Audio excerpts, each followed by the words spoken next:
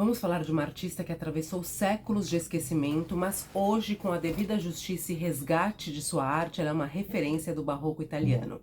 Ela enfrentou situações bastante difíceis para poder se impor como mulher e como artista. Estamos falando de Artemisia Gentileschi. Eu sou Cristina Ascar, eu sou mestre e doutoranda em História da Arte pela Unifesp. Eu peço então que deixe seu like, siga o perfil, dessa forma você não perde nenhum conteúdo sobre arte e sobre mulheres extraordinárias como a que vamos conhecer hoje. Artemisia Gentileschi nasce em Roma no dia 8 de julho de 1593. Ela é filha de Prudenza Montoni, romana, e de Orazio Gentileschi, de Pisa. Artemisia é a mais velha, já que Horácio e Prudenza terão outros 5 filhos. O Orazio Gentileschi era um pintor, portanto, a Artemisia aprende dentro de casa a pintar. Inclusive, ele era um pintor caravagista, amigo de Caravaggio. E cabe mencionar que a Artemisia foi a primeira mulher na época dela a ser aceita na Academia de Arte de Florença. A primeira pintura conhecida da Artemisia data de 1608, ela tinha, portanto, 15 anos. Essa pintura é conhecida como a pintura e a poesia, esse é o nome dado pelos estudiosos. Hoje, infelizmente, o paradeiro dessa pintura é desconhecido. Em 1609, com 16 anos, ela retrata a inquilina da família Gentileschi, que se chamava Túzia. A Túzia posa para ela com o seu filho e, a partir daí, a Artemisia compõe a tela Madonna amamentando o menino, que hoje está na Galeria Spada, em Roma. Em 1610, com 17 anos, ela pinta Susana e os Velhos. É a primeira obra assinada pela jovem artista. A assinatura dela consta no canto inferior esquerdo da tela. E em maio de 1611, pouco antes de completar 18 anos, Artemisia foi, termo usado naquele momento, desvirginada forçadamente pelo pintor e amigo de seu pai, Agostino Tassi. Agostino e Horácio trabalhavam juntos na decoração do antigo Cassino delle Muse, de Scipione Borghese. Essa obra foi concluída em 1612, hoje o lugar é conhecido como Palácio Rospigliosi. Depois desse episódio de violência, o Tassi promete se casar com a Artemisia. Essa seria uma forma de reparar o dano que ele tinha feito a ela. Sim, gente, estamos falando de 1600 e pouco. Então a mulher era vista como um bem da família, uma propriedade para o pai da Artemisia. Portanto, isso representava um prejuízo econômico, porque ele não ia conseguir casar a moça com ninguém. Veja, se ainda estamos discutindo, né, como é vista a mulher na sociedade, como a mulher é vista pelo homem hoje, em 2025, imagino que era então em 1600, certo? Com a promessa de matrimônio, Agostino convence a Artemisia a manter um relacionamento com ele por 9 meses. Como ele não se casa, até porque ele já era casado, isso vamos descobrir depois, o Horácio, pai da Artemisia, escreve uma carta em 1612 para o Papa Paulo V, pedindo a abertura de um processo crime contra o pintor Agostino Tassi. Horácio o acusa de ter desvirginado forçadamente a filha. Em março desse ano, então, 1612, começa o processo, são coletados vários depoimentos. A Artemisia passa por exames ginecológicos que tentavam comprovar que ela era virgem no momento da violência sofrida. E ela, além de interrogada, é torturada, porque buscavam saber se ela realmente dizia a verdade. Fica bem claro quando você lê os registros a respeito desse processo que desde o início o Agostino tenta passar a imagem de um comportamento moral duvidoso de parte da Artemisia. Porque, veja, ele alega ter sido seduzido e que a Artemisia já tinha tido outros relacionamentos. Inclusive, ele paga testemunhas para darem depoimentos comprometedores com relação ao comportamento da Artemisia. Em 27 de novembro de 1612, a sentença de Agostino Tassi sai e ele é condenado a 5 anos de exílio de Roma. Detalhe, ele nunca vai cumprir a pena. 2 dias depois dessa sentença, em 29 de novembro, Artemisia se casa, ou é casada, com Pietro Antonio Statesi, que era um pintor de Florença. E em 1612 ainda ela pinta Danae e Cleópatra. E depois do casamento com o Pietro, ela se transfere para Florença, passando a assinar o sobrenome Lomi. Então, em algumas obras ou cartas desse período, a gente vai ver que ela assina como Artemisia Lomi. Entre 1613 e 1614, ela pinta uma das obras mais emblemáticas dela, pela qual ela é bastante conhecida, a Judite decapitando Holofernes. E aqui eu faço um parênteses, porque veja, tudo que nós conhecemos sobre Artemisia Gentileschi data do século XX, ok? Do século XVIII, mais ou menos, até 1916, nós não tínhamos nada. Em 1916, Roberto Long escreve um artigo sobre Artemisia e sobre o pai, e em 1947, a Ana Banta escreve um livro sobre Artemisia. E isso desperta o interesse pela arte da Artemisia e pela biografia dela também, e para Ana, a Judite decapitando Holofernes é uma vingança visual da Artemisia contra o Tassi. E a partir disso se cria um estereótipo onde se diz que a Artemisia só pinta personagens femininas fortes. Nessa obra da Judite decapitando Holofernes, nós temos referência a uma passagem bíblica do Velho Testamento, né? Havia já uma Judite circulando em Roma, que era a Judite do Caravaggio, talvez a Artemisia tenha se inspirado nela. Então essa história vem do Antigo Testamento. Judite arma uma emboscada para o general Holofernes, eles vão jantar juntos, ele fica bêbado e a Judite corta a cabeça dele, porque se Holofernes estivesse morto, ele não dominaria o povo da Judite. Então, nós vemos aí uma imagem, a Judite está acompanhada de uma criada que a ajuda aí segurando a cabeça do Holofernes, enquanto a Judite está sobre ele fazendo força, inclusive com a espada. Nós temos aí uma cena de assassinato e a gente consegue observar detalhes de uma cena de violência mesmo, inclusive algo que a gente não vê, por exemplo, na Judite do Caravaggio.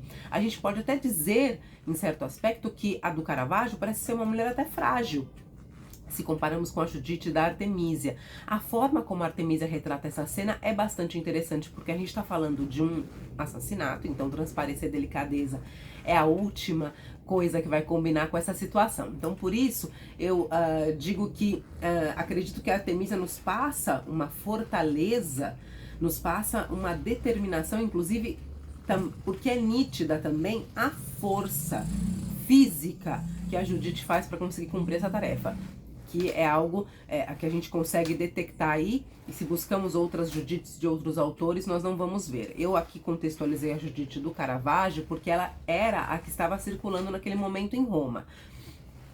Mas, de repente, observando outras reproduções do mesmo assunto, a gente vai ver que a reprodução da Artemisia realmente se diferencia. E aí ela escolhe retratar a Judite num momento em que ela realmente vence, entre aspas, o Holofernes. E dessa forma ela consegue colocar o povo dela a salvo. Ela vai realizar outras obras também sobre esse tema, como a que vocês estão vendo aí, Judite e sua criada. Elas estão aí no que parece ser o acampamento, né, do Holofernes, a tenda do Holofernes, provavelmente é um pouco depois da decapitação, e elas parecem ter escutado um barulho ou ter sentido algum movimento. Imagina que depois de ter feito o que a Judite fez, o que elas mais queriam era sair daí e passar despercebido. Então elas precisam sair desse lugar sem ser vistas, e qualquer barulho, qualquer movimento vai chamar a atenção das duas. A criada está com um cesto, onde ela provavelmente já está segurando a cabeça do Holofernes aí, e a Judite tem a espada na mão. A Artemisia pinta essa cena fazendo um jogo magnífico de luzes e sombras, além das feições das duas personagens em cena, né? E como ela joga com essa questão, criando uma expectativa no ar. Muito se falou sobre a Judite decapitando Holofernes e disseram que era um autorretrato, muitos dizem que é um autorretrato da Artemisia, e o general Holofernes tem o rosto do Agostino. Mas vejam, eu fui pontuando anteriormente, nos anos anteriores da produção inicial da Artemisia, as obras dela, para destacar o seguinte: ela já era uma pintora antes de sofrer a violência sexual que ela sofreu nas mãos do Agostino. Então, a meu ver, não sei o que vocês pensam, seria interessante ler os comentários de vocês, mas a meu ver, reduzir a obra dela e o talento dela, dada a violência que ela sofreu, é desmerecer realmente a obra da Artemisia, é diminuir e desmerecer. Aqui seria interessante saber a opinião de vocês ou a experiência de vocês com respeito a isso dessa análise, porque também quando falamos de pintores homens, não é o que vemos normalmente, né? Esse tipo de análise mais, até diríamos, emocional. Por exemplo, Joãozinho pintou um touro ali no fundo da paisagem porque faz referência, sei lá, ao chifre que a esposa colocou nele. Não, nunca vemos esse tipo de análise. Outra questão também é atribuir ao passado ideias e sentimentos do presente, porque isso seria um anacronismo. Então veja, eu não quero amenizar o que ela sofreu, porque é algo terrível.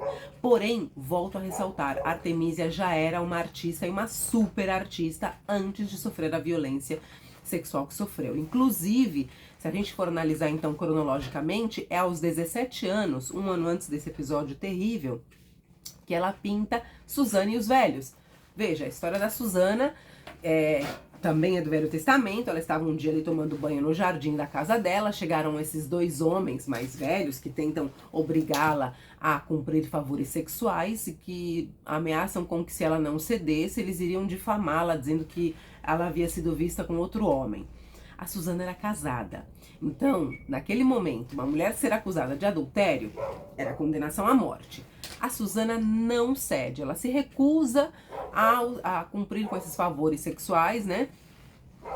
A cometer adultério com esses dois homens, termina sendo julgada, mas Daniel consegue descobrir a verdade e aí ela é absolvida. A versão da Artemisia é única realmente nesse quadro, porque a pintura dela é vertical, fazendo com que visualmente a gente tenha uma impressão de que a Susana está sendo realmente pressionada por esses dois homens que tentam convencê-la a cometer o adultério com eles.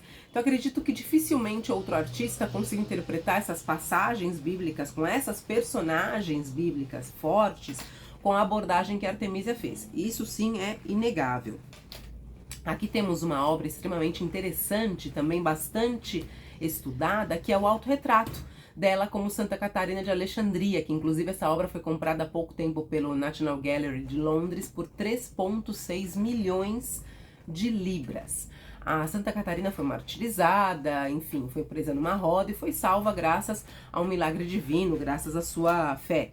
E nesse autorretrato, a Artemisia segura a roda quebrada, que é um retrato que também transmite força. O olhar dela para o espectador é um olhar bastante interessante, daria para analisar muito mais coisas aqui, mas não temos todo esse tempo.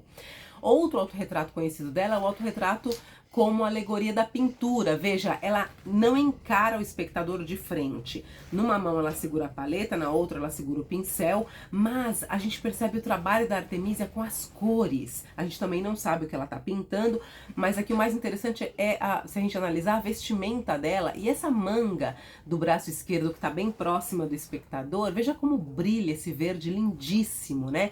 Que ela atribui à manga. E esse trabalho do que a gente chama panejamento, quer dizer, o trabalho com a tela que ela faz é magnífico. Então, veja, se você se perguntar quem foi Artemisia Gentileschi, a resposta é: ela foi uma pintora do século XVII que pintou principalmente figuras femininas em suas obras, e para isso ela usou recursos, digamos, cromáticos, como claro escuro, luzes e sombras, e também estudos de anatomia. Inclusive, se você quer saber mais sobre Artemisia, eu aconselho buscar o livro da Cristine Tedesco, uma historiadora e professora de História da Arte. Ela fez uma pesquisa incrível sobre Artemisia, ela fez um mestrado e um doutorado sobre Artemisia Gentileschi. O doutorado dela foi publicado e é este livro que eu tenho aqui, da Artemisia Gentileschi, trajetória biográfica e representações do feminino. Vale muito a pena. Se você tem interesse em saber mais sobre Artemisia. E se você quiser saber sobre Artemisia, alguma outra coisa, nós vamos ter que fazer outro vídeo sobre ela, porque tem muito mais coisas da biografia dela para contar. Se vocês tiverem sugestões para os próximos vídeos ou quiserem saber sobre alguma outra artista especificamente, comentários são muito bem-vindos aqui, ou mandem um e-mail para info@relatosdearte.com e fiquem atentos, porque vamos ter mais relatos de arte sobre mulheres artistas. Muito obrigada e até a próxima!